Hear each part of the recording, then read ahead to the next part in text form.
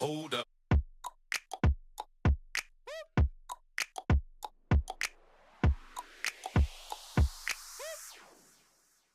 I hope you're having a great day and I hope you're staying safe at home.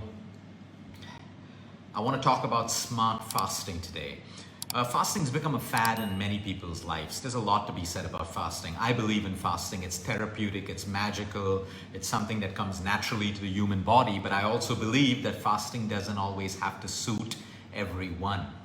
This way of living where one shoe fits it all has to end. You know, when you look out there, there are so many claims around fasting. Yes, there are powerful claims where cancer patients who have fasted, people have seen their tumor shrink, and at the same time, you see other cancer patients who fast and it doesn't work for them. You have diabetics who use fasting to reverse their type 2 diabetics, and then you have diabetics who fast but their blood sugar levels get worse. You have people who have reversed their hyperacidity and their GERD problems with fasting. And you have other people with GERD and acidity problems where it gets worse because they need to eat maybe every 3 to 4 hours. You have a ton of people who lose good body fat when they fast the right way. And you have a ton of people where the scale doesn't budge, they don't even lose a single inch. So fasting is not your magic tool. It's part of a good lifestyle. Yes, there is one thing that human beings are eating way more than they should be eating. There is no doubt about that. But you don't have to correct that with extreme fasting. In balance, you can even just cut down. If you're used to eating so much today and you cut it down to maybe 3, 4 tomorrow, you made good progress. Now, what I like about fasting is because yes, the human body is designed to keep long gaps between certain meals. Especially, we know today it's a scientific fact that the human body is not designed to break down heavy meals late at night, which is why science is moving us more towards early dinners and then keeping a gap from the time you end your early dinner right up till next morning.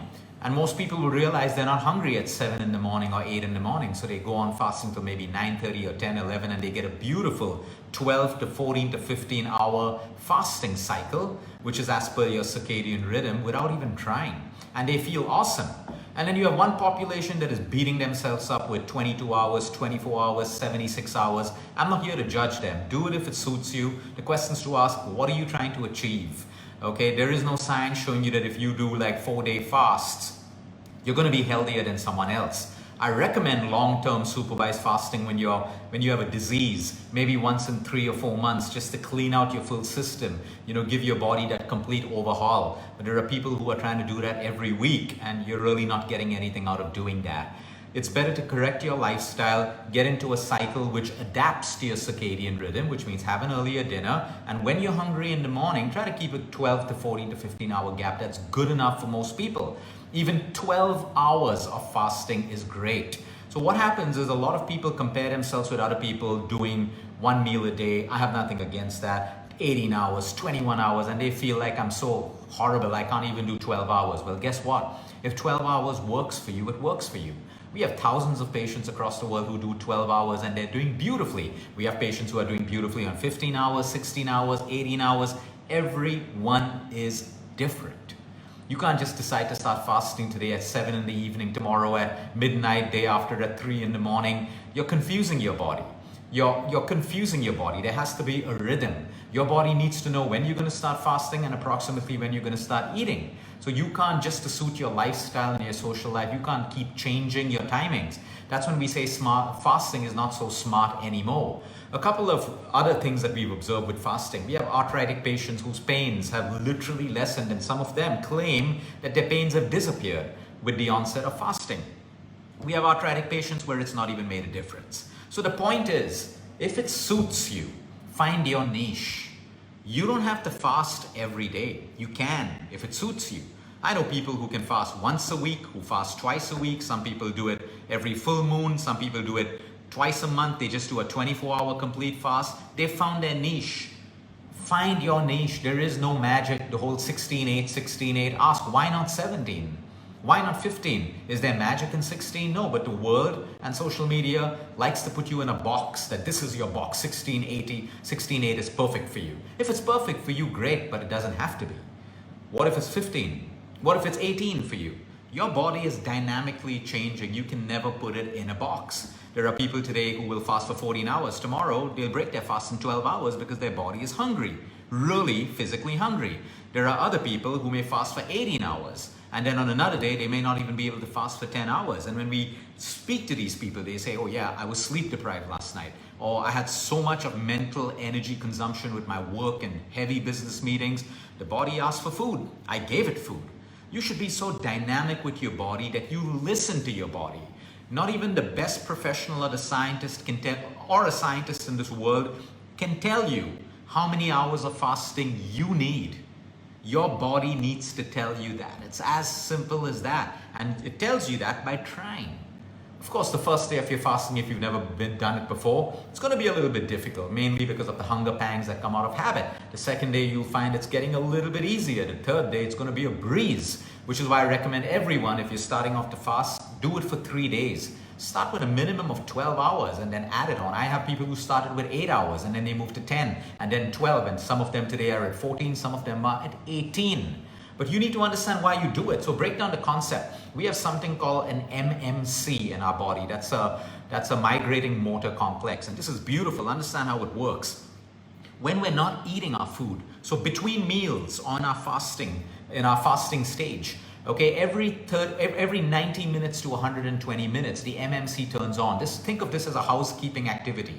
Okay, it cleans out your stomach, it cleans out your small intestines, pushing out all the bad bacteria out of your system. Whereas if I'm constantly eating, we never activate the MMC, and that's how bacteria tends to grow and stay stagnant in our small intestine, leading to a common issue that I think maybe 1 in 7 to 8 people have, which is called SIBO. That is small intestinal bacterial overgrowth.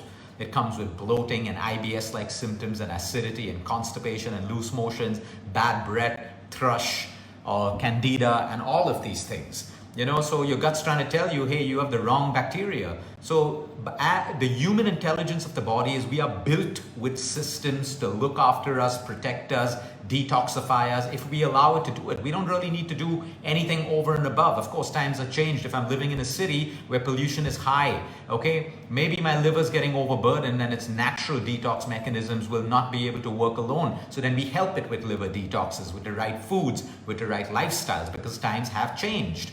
But you need to understand, when it comes to fasting, only you can decide the niche. And I think the unhealthiest and the unhappiest fasters are the ones who compare. It's constantly competition. Oh, he did 16 hours. I'm going to do 17 today. Why?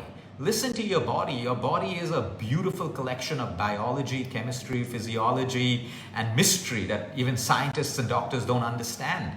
It speaks to you. It tells you how long you need to fast. I've had cancer patients with brain tumors who fasted for 48 hours, some of them 2 days, some of them 3 days only on water. Some of them we saw, unbelievable. We saw their tumor shrink. The doctor said, just go back and continue what you're doing because we don't have medicine. And we saw other cancer patients where it didn't make a difference. The patient was constantly hungry. So we fed them food, the right kind of food. So everyone's biological makeup is unique. Do not beat yourself up with fasting. Then you have a whole other population where just a fast, because it's become a fad, they want to drink coffee and tea during fasting. Fasting is water. Or dry fasting is no water and no food. Decide to do it the right way or don't do it at all.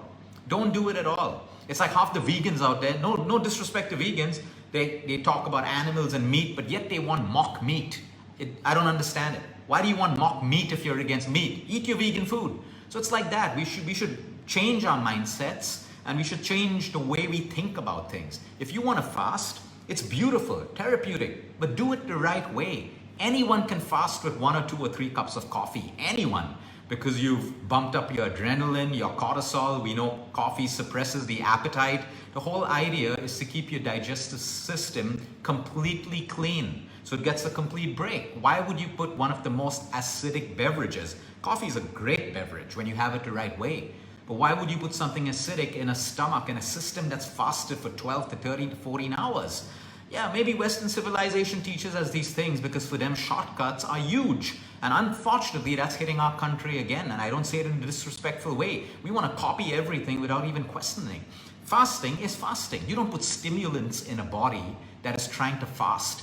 The beauty of fasting is rest. The digestive system gets rest. But here you're stimulating it with caffeine that is designed to raise your cortisol and your adrenaline levels. So no lemon water, no green tea. If you want to fast, don't aim for 20 hours if you can't do it. Fast for 12 hours, but do it the right way with just water.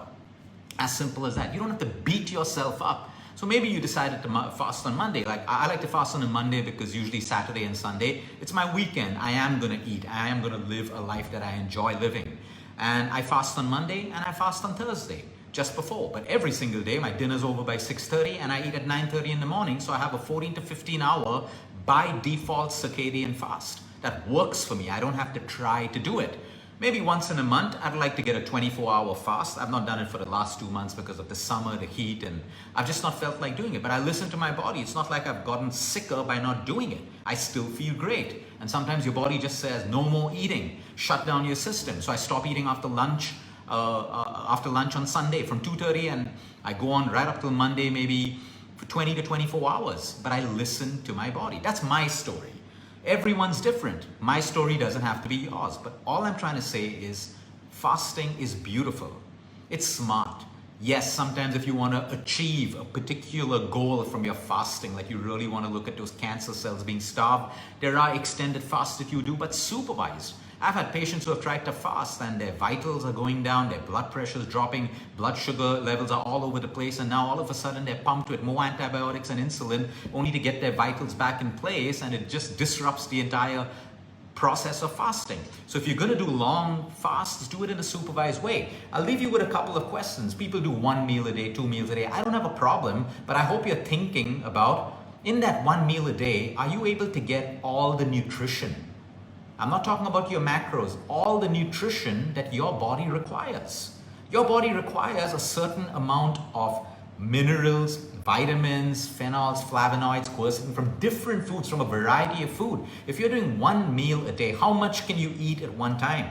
So yes, you may be losing weight, you may be feeling energetic, which is the beauty of coming down to 1 meal a day or fasting. But the question you need to ask yourself, am I getting the nutrition that so like thousands of patients that we've seen, they've done crazy stuff to lose weight, and then they've come to us with the most deadliest diseases caused by micronutritional deficiencies and other problems.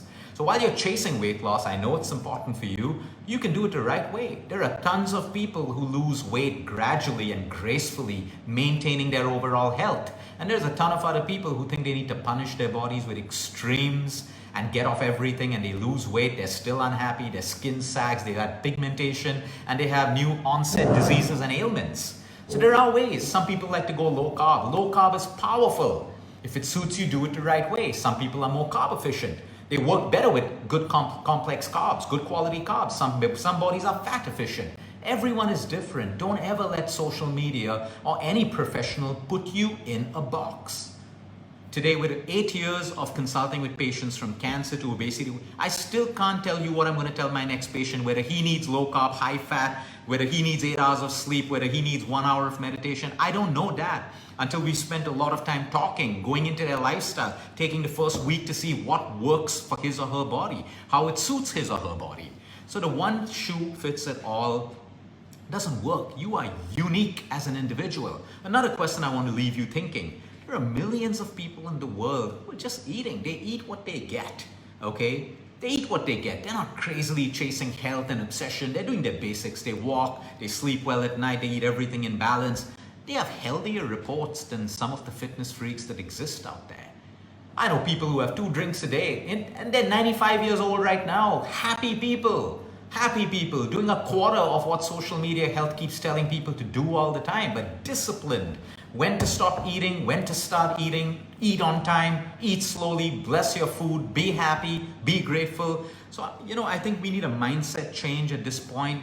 Do we need extremes? Because if extremes really worked, then you would have only the extreme groups who are the healthiest, the happiest, and the fittest people. But it isn't true.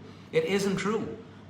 We can't say anything about people today. I have sick vegans and sick non-vegetarians. I have cancerous vegans and cancerous vegetarians and cancerous non-vegetarians.